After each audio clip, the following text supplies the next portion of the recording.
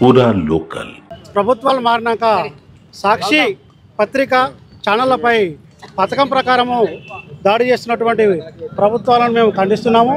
అదేవిధంగా గతంలో ఈ మధ్యకాలంలో ధనంజయ రెడ్డి గారి అరెస్ట్ కానీ తర్వాత కొమ్మినేని గారి అరెస్ట్ కానీ ఎవరైనా తప్పు చేస్తే తప్పుగా మాట్లాడినట్టయితే వాళ్ళకు చట్టపరంగా చర్యలు తీసుకోవాలి. కానీ ఆస్తులపై దాడులు చేయడం, ఆస్తులను ధ్వంసం చేయడం అనేది సరైనది కాదు. దాన్ని మేము తీవ్రంగా ఖండిస్తున్నాము. తెలంగాణ రాష్ట్ర వర్కింగ్ జర్నలిస్ట్ తరఫున ఖండిస్తూ ఈరోజు మేము ధర్నా చేయడం జరిగింది. దీన్ని ప్రభుత్వాలు ఉన్నటువంటి ప్రభుత్వం మానుకున్నట్టయితే రేపు పెద్ద ఎత్తున ఆందోళన కార్యక్రమాలు చేపడతామని చెప్పి హెచ్చరిస్తున్నాం.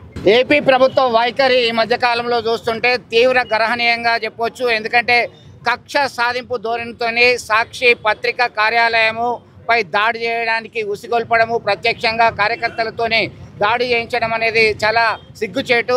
అక్రమ కేసులు బనాయించి అరెస్టులు చేయడాన్ని తీవ్రంగా ఖండిస్తున్నాం.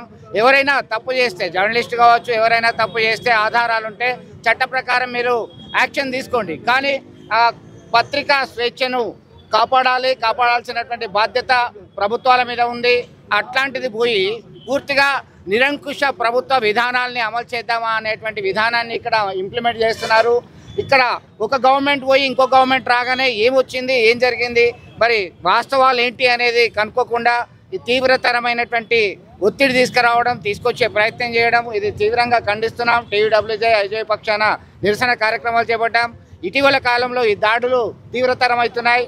ఇప్పటికైనా ఈ దాడులకి, అక్రమ కేసులకి, దాడులకి ఫుల్ స్టాప్ పెట్టాల్సినటువంటి అవసరం ఎంతైనా ఉంది. లేదంటే మరిన్ని ఉద్యమాలు చేయడానికి మేము సిద్ధమని హెచ్చరికలు జారీ చేస్తున్నాం. గత కొంతకాలంగా సాక్షి దినపత్రిక, సాక్షి టీవీ వీళ్ళపై ఏపీ ప్రభుత్వం తీవ్ర కక్ష సాధింపు ధోరణిలో చర్యలకు పాల్పడుతుంది. మనం చూస్తున్నాం.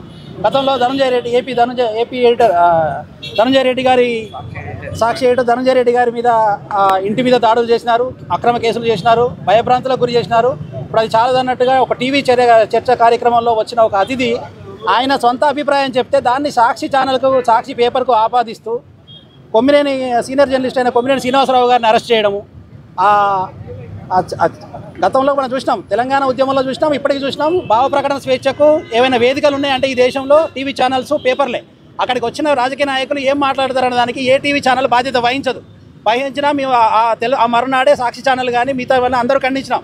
ఆ వ్యక్తిగతమైన వ్యాఖ్యలను తీసుకొని సాక్షి కార్యాలయాల మీద దాడులు చేయడము, సాక్షి సిబ్బంది మీద దాడులు చేయడము, సాక్షి సీనియర్ జర్నలిస్టులైన ఎడిటర్ ధనంజయ రెడ్డి గారిని, కొమ్మినేని శ్రీనివాసరావు గారిని చెల్లాచెదురు చేయడం, ఇదంతా కేవలం వాళ్ళ పొలిటికల్ బ్యాండెట్టాతో చేస్తున్న కార్యక్రమాలు తప్ప మరొకటి కాదు.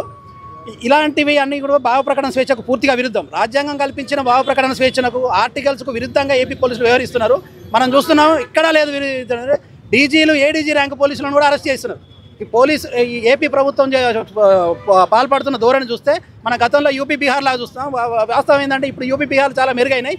ఏపీలో భావ ప్రకటన స్వేచ్ఛ కానీ, రాజ్యాంగ ప్రాథమిక హక్కులకు కానీ, మన జర్నలిజానికి కానీ తీవ్రమైన విఘాతం కలుగుతున్నది. దీని వెంటనే మానవ హక్కుల కమిషన్లు, కేంద్ర మానవ హక్కుల కమిషన్, ప్రెస్ కౌన్సిల్ జోక్యం చేసుకోవాలి.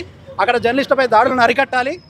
వెంటనే మితిమీరి ప్రవర్తిస్తున్న పోలీసులకు కళ్ళెం వేయాలని కోరుతున్నాం.